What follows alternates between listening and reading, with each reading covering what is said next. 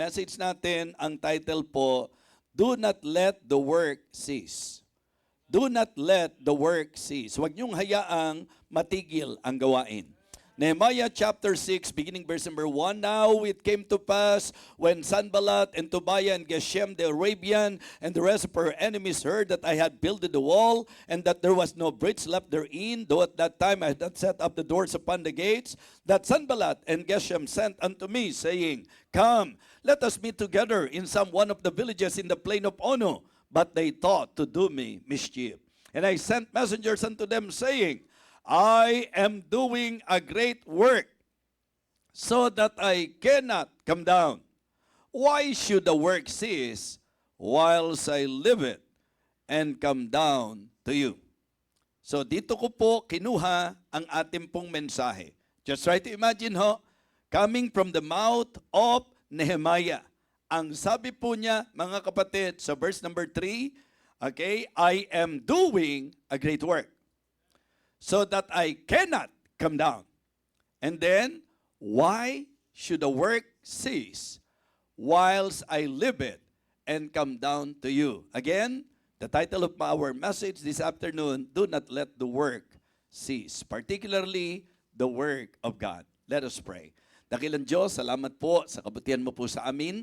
Salamat po sa missionary na pinadala mo upang kami po ay hambunin. Thank you so much, Heavenly Father, for his heart.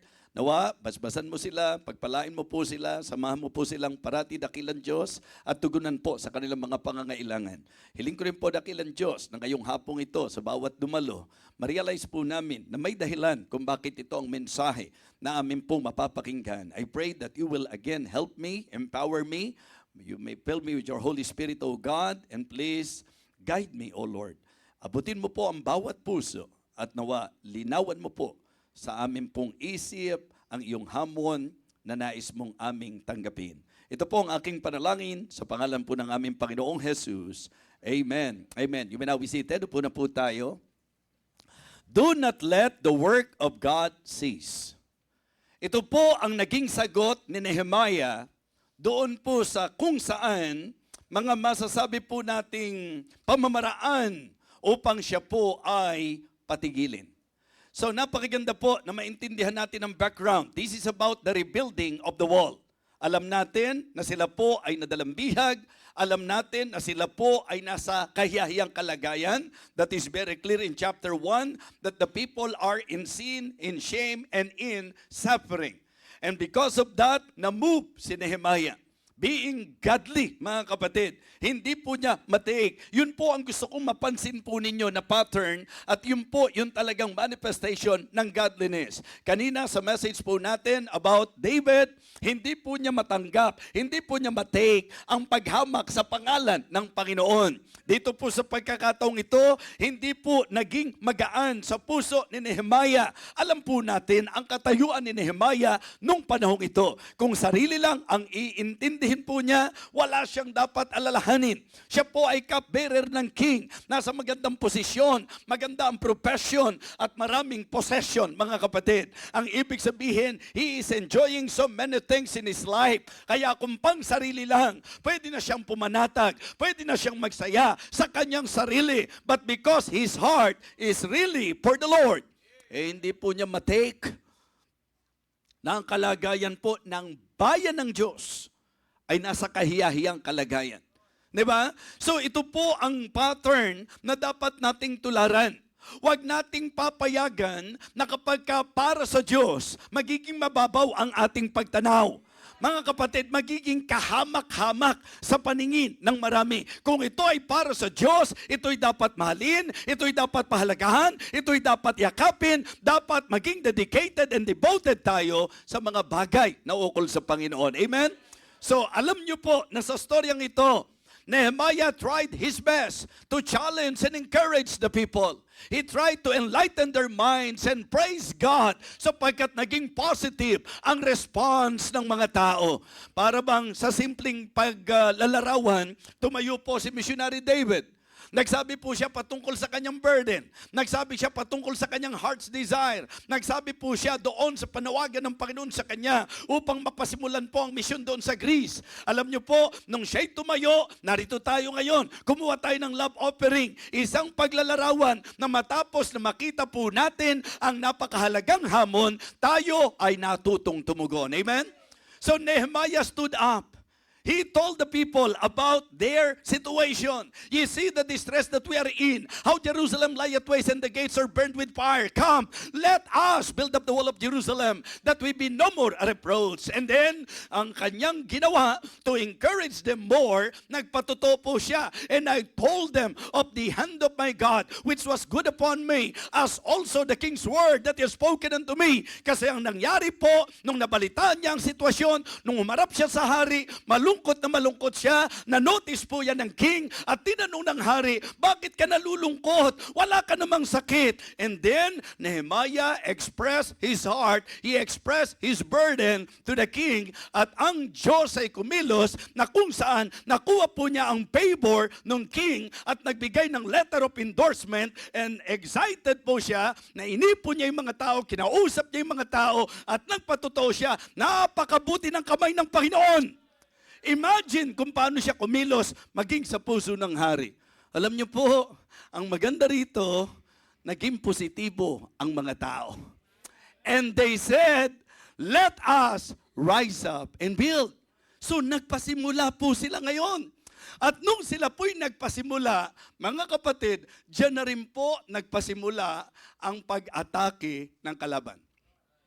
Si Sanballat, si Tobiah, si Geshem the Arabian, na kung pag-aaralan, hindi magkakasundo po yan, pero nagkasundo. At nagkaroon po ng tinatawag nating connivance. Nagkaroon po ng conspiracy, mga kapatid. Naging magkakasundo po sila para sa pag-atake sa bayan ng Panginoon. Sa pangunguna po ni Nehemiah, ginawa nila ang lahat ng paraan upang sila'y gambalain. Ginawa ang lahat ng paraan upang sila'y hadlangan. Ginawa ang lahat ng paraan upang sila'y patigilin. Pero nakita nyo po na sa ating teksto, hindi po sila basta nag-give up. Sila po sa maraming pagkakataon, nag-try, nag-exert ng effort para maitigil po ang gawain. But it is great and wonderful na maramdaman natin sa puso ni Nehemiah at matuto tayo na kung ang pag-uusapan gawain para sa Diyos, hindi dapat payagan na matigil ang ginagawa para sa Panginoon. Amen? If you really believe that what you're doing is the work of God, hindi mo dapat pinababayaang sa napakababaw na dahilan, iiwanan mo yan. Di ba? Yun ang i-establish natin sa isip natin. Pagka ikaw ay gumawa, pagka ikaw ay naglilingkod, anumang ministry na iyo pong gawin sa gawain ng Panginoon, dapat ang orientation mo, hindi sa tao yan, gawain mo yan para sa Panginoon. At dahil para sa Panginoon yung gawain yan, hindi dapat naapektuhan ka ng kung ano mangyayari sa paligid. Hindi dapat maapektuhan ka ng mga akusasyon na tatake ng kaaway. Dapat kung ang paniniwala mo, ang ginagawa mo ay gawain ng Diyos, ang ginagawa mo ay para sa Diyos, sana kapuso ka ni Nehemiah na hindi mo papayagang matigil ang gawain ng Panginoon. Amen? Ang sabi po niya, I am doing a great work. Siguro yun ang isang magandang matanaw natin.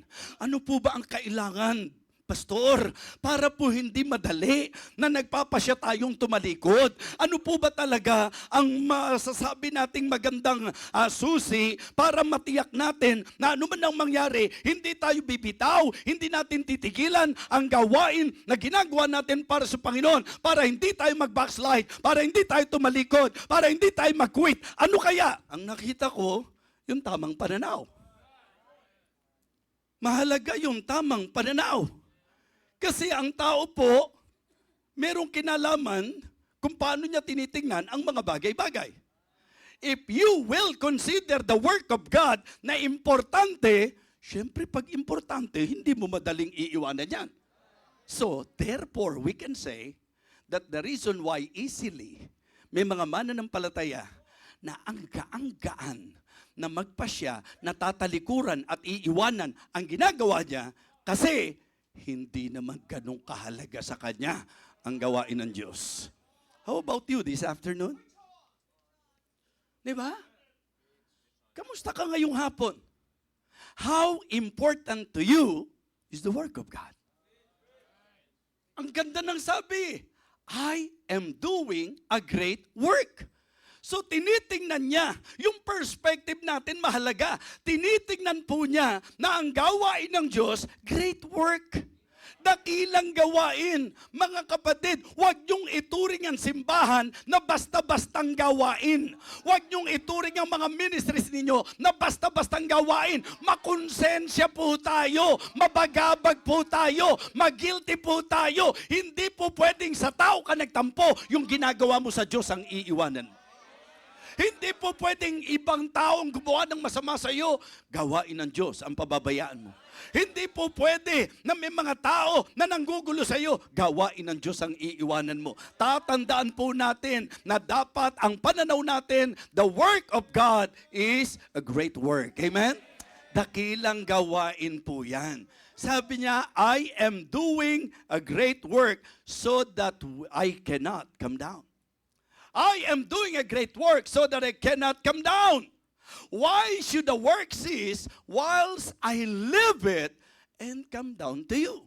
Hindi mo lang siya dapat tingnan importante, kundi dapat tingnan mo siya na mas importante kaysa sa anumang bagay.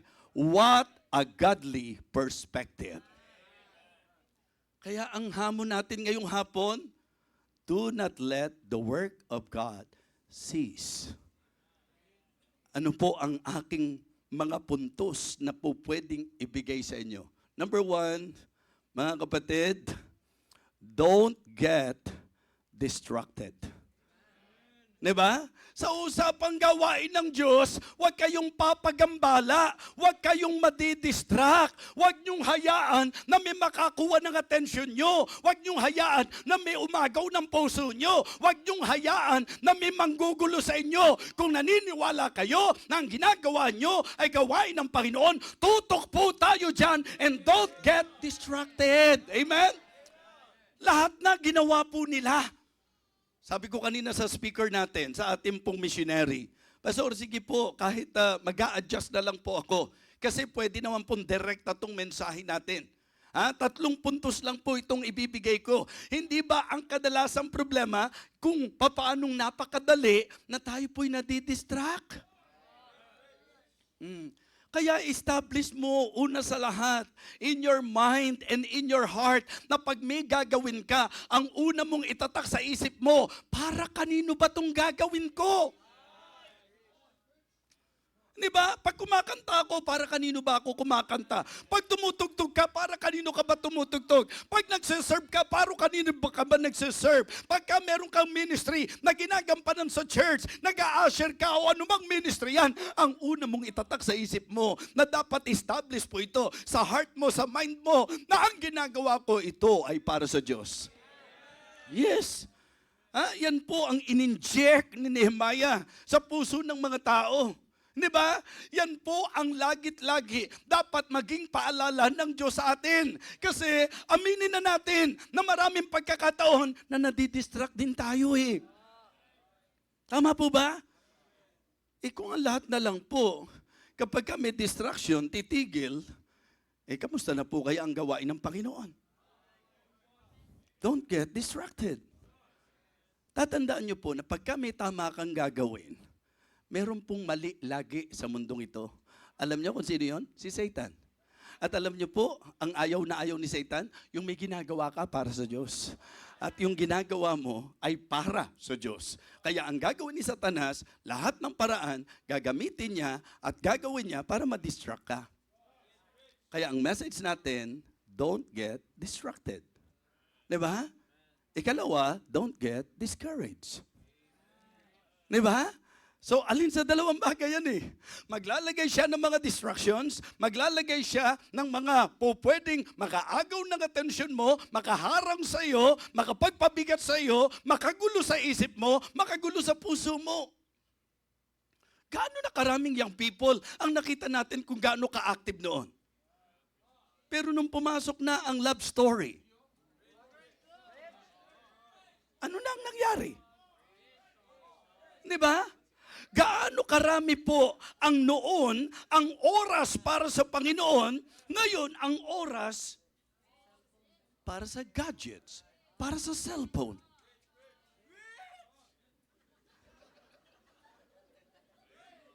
Napipiyok pa no? Preach! Hindi nakabuelo ng maayos Pero gusto ko yon. Mga kapatid, alam nyo po, pagka ang mga bagay in moderation, lalo na kung hindi evil, walang problema. Pero ang isang bagay, kahit hindi evil, kapag ka nawala na po ang moderation at naging addicted ka na po dyan, yan ang nagpapaging evil na. Kasi wala naman di ba? Wala namang masama sana na maglaro-laro ka okay lang Kaso inuutusan ka na ng magulang mo, hindi ka na di ba? So, yun ang nagiging problema. Di ba? Inuutusan ka na, sasabihin mo, sandali lang po, sandali lang. Nakakamaraming sandali ka na, di ang tagal na nun. Di ba? So, alam nyo po ba, yung 10 sandali lang, matagal na yun. Kaya ang totoo, hindi sandali lang, tama? Ang tagal na. Mga kapatid, mga minamahal, ang ibig ko pong sabihin, ang dapat po matuto tayo na mag-focus na kapag ka para sa Diyos ang ginagawa, hindi hindi. I am doing a great work. Ha? I am doing a great work. Ha? Ano yung great work mo? Yung gadget mo? Yung paglalaro mo? Nay, hindi ako po pwedeng bumaba. I am doing a great work. Mali. Ang great work, yung gawain ng Diyos. Diba? Simple lang po yan Linggo ngayon. Sabi po nung mga kaibigan mo, labas tayo ng linggo. I'm sorry. Meron kaming great work, kaya hindi kami pwedeng sumama dyan. May pagsamba kami, kaya hindi kami pwede dyan. Meron po kaming gawain para sa Diyos, kaya hindi po pwede, mga kapatid. Sana doon pa rin tayo sa level na dahil mataas ang tingin natin sa gawain ng Diyos, hindi tayo basta-basta pagagambala. Amen? Naku, ang dami na po mga strategies na ginawa po ng kaaway. Just to disrupt them, mga kapatid. But because the perspective is right, great work ang gawain ng Panginoon, hindi ipagpapalit. Amen? Okay, don't get discouraged. Ang isa sa tatrabahuhin ni Satan ng kaaway, pahinain ang loob mo. Diba? Kaya kung papansinin nyo po, puntahan nyo po sa chapter 2. Ito po yung ilang mga example, bago po doon sa teksto po natin.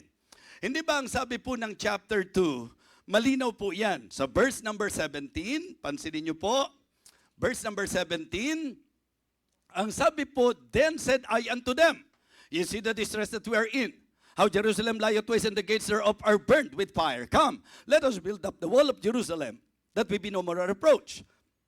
Then I told them of the hand of my God which was good upon me, as also the king's word that is spoken unto me, and they said, let us rise up and build. So they strengthened their hands for this good work. Tandaan nyo po, yung gawain ng Diyos, good work po yan. Amen? Great work po yan. Okay, godly work po yan. Verse number 19, but when Sanballat and Horonite, the Horonite, and Tobiah, the servant, the Ammonite, and Geshem, the Arabian, heard it, they laughed us to scorn and despises and said, what is this thing that you do? Will you rebel against the king? Tingnan niyo po yung mga distractions. Mga kung ano-anong akusasyon, kung ano-ano mga pinalalabas po nila, mga kapatid.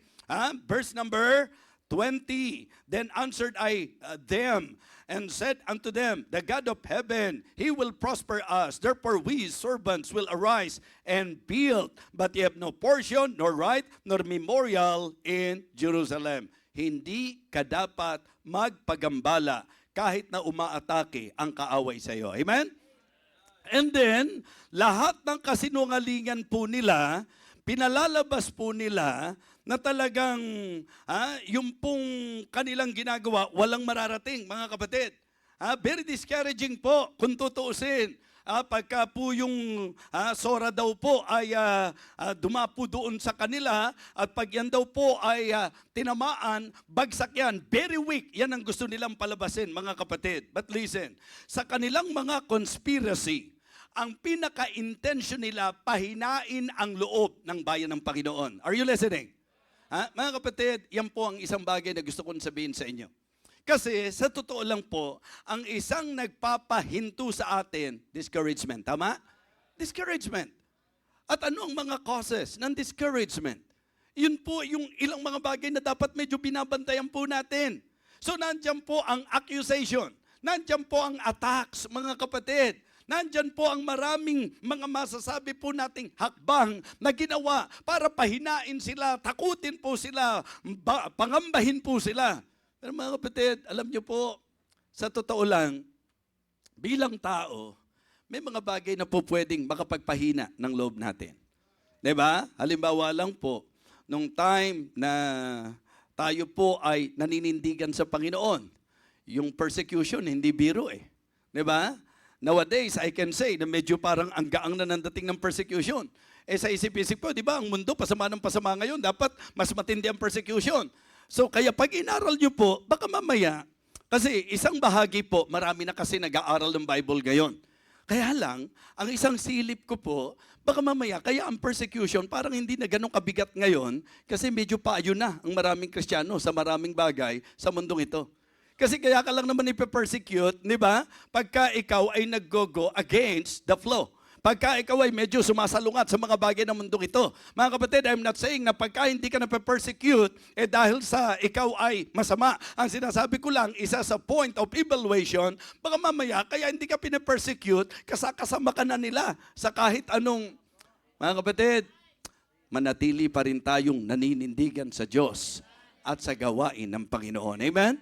Yes, nakakamiss. Nakakamiss po yung talagang mga striktong turo noon. Nakakamiss po yung maganda at matinding disiplina noon. Ngayon po, mga kapatid, napakagaan, napakababaw ng pagtingin ng marami. And you know what? Sa ating pong panahon ngayon, ang nakikita ko po na po pwedeng nagiging dahilan ay ang ating pong takot, mga kapatid. Kaya nga, sana po, maisip ninyo na kung si Satan gumagawa ng lahat ng paraan para takutin po tayo, para nakawan tayo ng tapang at lakas ng loob, lagi niyong tatandaan, hindi sa Diyos galing yan.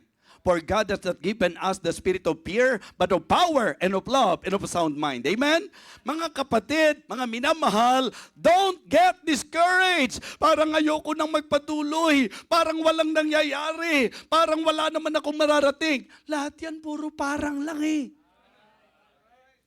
Yung tungkol sa mararating mo, wag mong problemahin yun.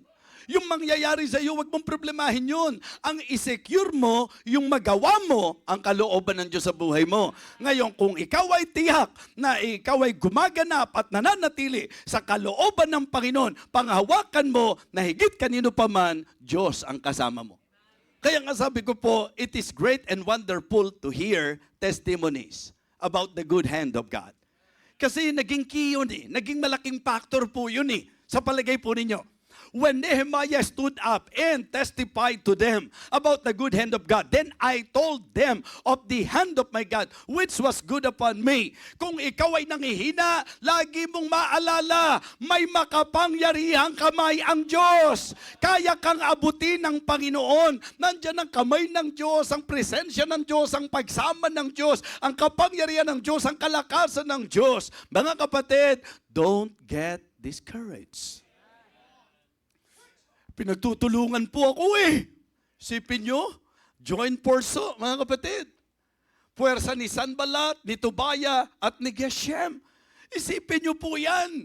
Diba? And sometimes, yan ang problema. Kaya hindi ka makapanindigan sa school. Kaya ka natitigil. Kasi natatakot ka. Kasi parang pinagkakaisahan ka nila. Mga kapatid, tatandaan nyo po ito, if God be for us, who can be against us? Kaya nga nung sinabi niya doon po sa 3, di ba? Wala namang katulad ng sinasabi nyo eh. Then answered I them and said unto them, the God of heaven, He will prosper us. Therefore we, His servants, will arise and build. But they have no portion, nor right, nor memorial in Jerusalem. Tapos, balikan nyo po yung teksto natin. Okay?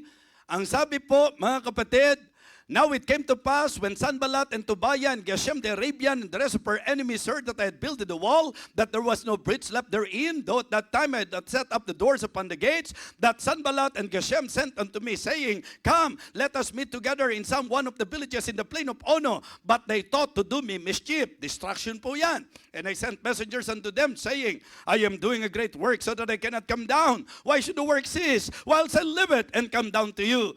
Yet they sent unto me 4 times after this sort, and I answered them after the same manner. Very consistent, mga kapatid. Hindi nababago ang pananaw. Mahalaga ang gawain at mas mahalaga ang ginagawa niya kaysa sa kung anuman na po pwedeng gawin ng tao. Then sent Sanballat his servant unto me in like manner the 5th time, with an open letter in his hand. Heto na po, wherein was written, it is reported among the heathen, and Gashmu saith it, that thou and the Jews think to rebel, for which cause thou buildest the wall, that thou mayest be their king, according to these words. You see, hindi ho bago yung mga false accusation. Hindi po bago yan. So ang makikita natin is the false accusation and also the forceful attack. Di ba? Matindi po. Nandun po yung maling pagbibintang po sa kanila. Ang sabi po ng verse number 7. And thou hast also appointed prophets to preach of thee, Jerusalem, saying, There is a king in Judah, and now shall it be reported to the king according to these words. Come now therefore, and let us take counsel together. Then I sent unto him, saying, There are no such things done as thou sayest, but thou feignest them out of thine own heart. Kung medyo kayo po ay matandain, mga kapatid, hindi matanda, matandain. Kung inyo pong naaalala yung message kanina, ano po ang naging burden ni David? Why David decided to face the foe, the giant. Alam niyo yung sabi niya nung lumapit siya kay King Saul? Hindi po natin dapat payagan na pahihinain niya ang loob ng bayan. Tama po? Ha? Mga kapatid, mga minamahal, it is not God's will na tayo po ay mahintatakutan sapagkat wala pong hihigit sa Diyos na ating pong kasama sa buhay. Huwag kang papanghinaan ng loob. Kung may persecution, Diyos ang katulong mo. Kung may problema, Diyos ang katulong mo. Kung may atake ang kaaway, Diyos ang katulong mo. Kung may mga kung ano-anong sabi-sabi patungkol sa iyo, Diyos ang katulong mo. Huwag kang magpapadaig sa takot. Amen? Don't get discouraged. And then last, don't go down. Don't get distracted. Don't get discouraged. And don't go down. Huwag kang bababa. Huwag kang hihinto. Ano yung mensahe? I am doing a great work so that I cannot come down. Alam niyo kung bakit niya sinabing, hindi ako po pwedeng bumaba?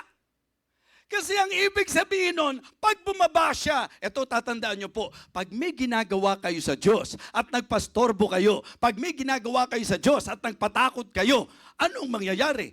Eh di bababa kayo. Pagka kayo ngayong bumaba, ano nangyari? Eh di natigil yung gawain. Naintindihan niyo po? Kung kayo yung tumutugtog at bumaba kayo, matitigil ang pagtugtog. Kung kayo po ang song leader, tumigil kayo, matitigil ang gawain. Naintindihan nyo? Hindi po pwedeng iiwanan mo ang gawain nang ganun lang. So the message, don't go down. I am doing a great work so that I cannot come down. Siya po ang nagsabi, why should the work cease? Ba't kailangan matigil ang gawain? Dahil bababa lang ako sa inyo. Mga kapatid, kung yung pong yaya sa iyo, magiging dahilan para maiwan mo ang gawain, don't go down!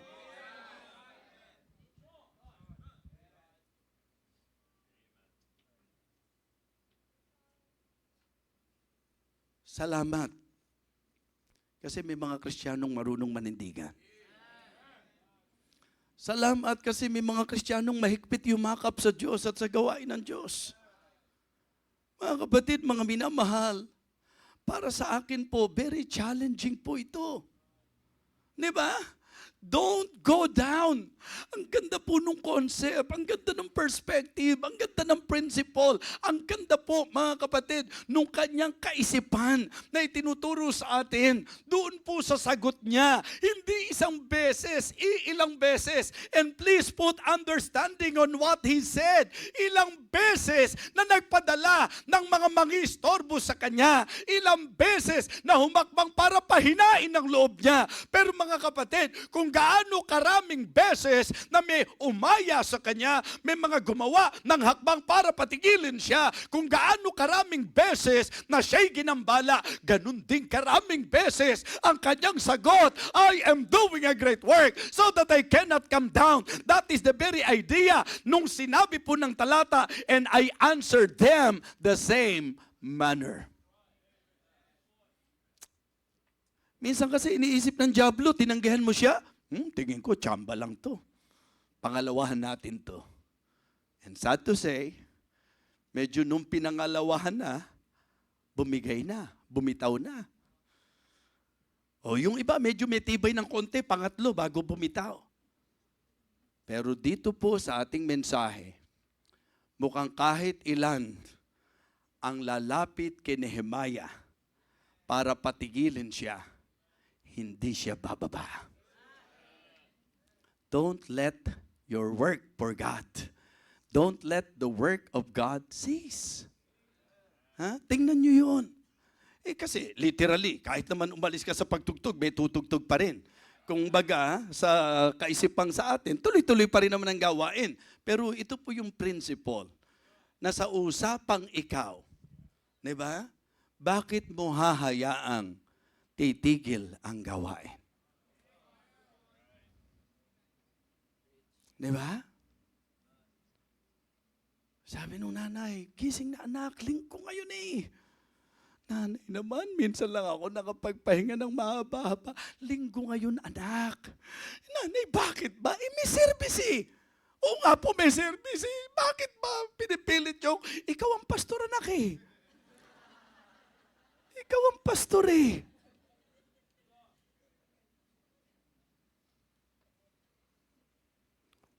Lalo na kapag ka mga viewers ng Believer's Breakfast, mga kapatid.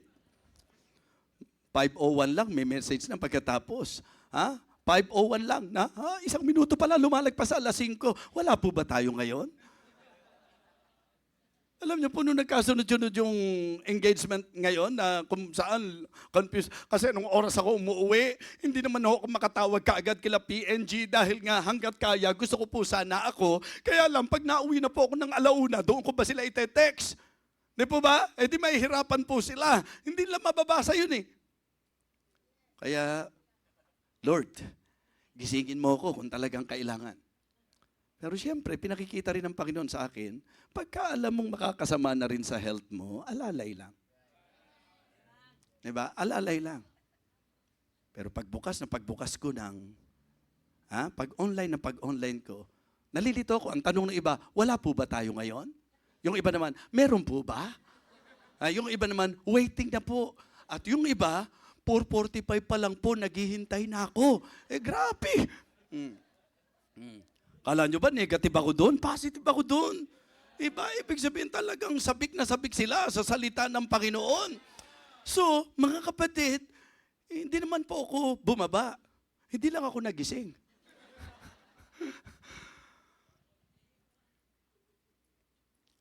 Dapat nyo pong maisip na marami po ang pwedeng maapektuhan kapag ka ikaw ay tumigil. Don't get distracted. Don't get discouraged. Don't go down. Don't give yourself an excuse.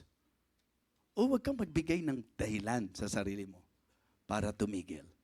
In the first place, it is very clear to us that this work is not our work. It is God's work. So then, don't let the work of God cease. Don't let the work of God cease. Isipin mo yun, na hindi pwedeng walang epekto. Na ikaw ang itinalaga ng Panginoon, ikaw ang nandoon sa gawain na yan, lagi niyong ika-guilty at ikabagabag na kapag ka itinigil nyo yung inyong ginagawa, ano man ang gusto niyong palabasing dahilan, hindi ho tatayo sa Diyos yan. Sapagkat wala akong alam na dahilan na po pwede mong gawin sa pagtigil o po pwede mong gamiting dahilan sa pagtigil pag ang Diyos na mismo ang nagpatigil sa iyo. Pero kung dahil sa na-offend ka, kung ito'y dahil sa nagtampo ka, kung ito'y dahil sa sariling dahilan, hindi po yan katanggap-tanggap sa Panginoon. Don't let the work of God cease. 3 bagay, mga kapatid. Number 1, don't get. Number 2, number 3, don't get distracted, don't get discouraged, and don't go down. Everybody stand up, please. Tutugtog po ang ating himig ng paanyaya. And if the Holy Spirit is convicting you this afternoon, what a realization, what a message, napaka-sharp ng rebuke. And I realize na wala talaga akong po pwedeng idahilan sapagkat ang gawain ay gawain ng Diyos, hindi po pwedeng tingnang mababaw, kundi dapat i-consider ko na ito po ay napaka-importanting gawain at mas importante kaysa sa lahat ng mga bagay sa lupang ito. Why not? Humble yourself before the Lord. Why not come and tell God, Lord, thank you. Thank you for this message. Thank you for making me realize the importance of your work. Patawarin mo po ako sa mga panahon ng pagtalikod. Patawarin mo po ako sa mga panahon na may inuna ako at mas may pinahalagan ako kaysa sa gawain mo. Patawarin mo po ako sa panahon na bumigay ako dahil sa discouragement, na ako'y bumigay dahil sa takot, at ako'y napagambala at nagpastorbo sa maraming gawa ng kaaway. But this afternoon, it is very clear to me that I should not let the work of God cease. Help me, Lord. Tulungan mo po ako, Panginoon. Ibalik mo po sa puso ko yung mataas na pagpapahalaga sa bagay na ukol sa iyo. Ibalik mo po yun, Panginoon. Yung katulad ng puso po ni Nehemiah na kahit maraming umaatake sa kanya, kahit maraming nag-aakusa sa kanya, kahit maraming nandidistract sa kanya, kahit na may dumidiscourage sa kanya, kahit na may nagyayaya sa kanya para bumaba, hindi siya bababa. Why? Because for him, napakahalaga ng gawain ng Panginoon. Alam ko na kinasasabikan mo yan, Panginoon. Yung mga mananampalataya na titingnan ng gawain mong higit na mahalaga. Titingnan ng gawain mo sa mataas na pagpapahalaga. Forgive us, Lord, sa mga panahong na ipagpapalit namin ang pagsamba sa iyo, na ipagpapalit namin ang mga ministeryo namin sa iyo, na para bang ang gawain, pag wala lang kaming magawa, pagka lang po may oras kami, hindi po lumalabas na commitment. In this message, Lord, na-realize namin na hindi kami dapat nastorbo. Hindi kami dapat padaig sa takot. Hindi kami dapat bumaba, Panginoon. Dakilang Diyos, salamat. Salamat sa lagit-lagi paalala mo sa amin. Salamat po sa lagit-lagi pagtuturo mo sa amin. Nawa, Panginoon, kung paano nung pasimula pa lang, iniliwanag na po sa amin, itinuro po sa amin that the work is great. Nawa hanggang ngayon, ganun pa rin ang aming pong pagtanaw. Ganun din pa rin po ang aming pagpapahalaga. Kung sakali man na medyo naapektuhan na po kami, kung sakali mang medyo bumabaw na po ang pagtingin namin, ngayon po tinatanggap namin ang pagtuturo, Panginoon. And we are here, Lord, humbling ourselves before you, asking for your forgiveness and praying that you will again revive us, O Lord. Ikaw po, dakilang Diyos, ang maglagay muli sa puso namin ang mataas na pagpapahalaga sa gawain mo. Panginoon, ibalik mo po ang mahigpit na yakap namin sa mga ministeryo na pinaglagyan mo sa amin. Nanawa, Panginoon, kung ang claim namin, ikaw po ang naglagay sa amin sa ministry, huwag namin payagan na madidistract kami. Huwag namin payagan na madidiscourage kami. Huwag namin payagan na bababa kami, Panginoon. Nawa, anuman ang mangyari, mananatili po kami at hindi namin papayagang tumigil ang gawain o ang ginagawa namin para sa iyo, Panginoon. Lord, thank you so much. Thank you so much. Sigawan mo po ang iyong basbas at ang iyong pagpapala sa bawat isa sa amin, aming Ama. Salamat po sa buong araw na ito at salamat din po sa hamon na tinanggap namin mula sa iyo. Thank you so much, Heavenly Father. We praise you, Lord. We thank you, Lord. We glorify you, Lord. In Jesus' most precious name. Amen. Amen. Praise the Lord. Go back to your seat, please.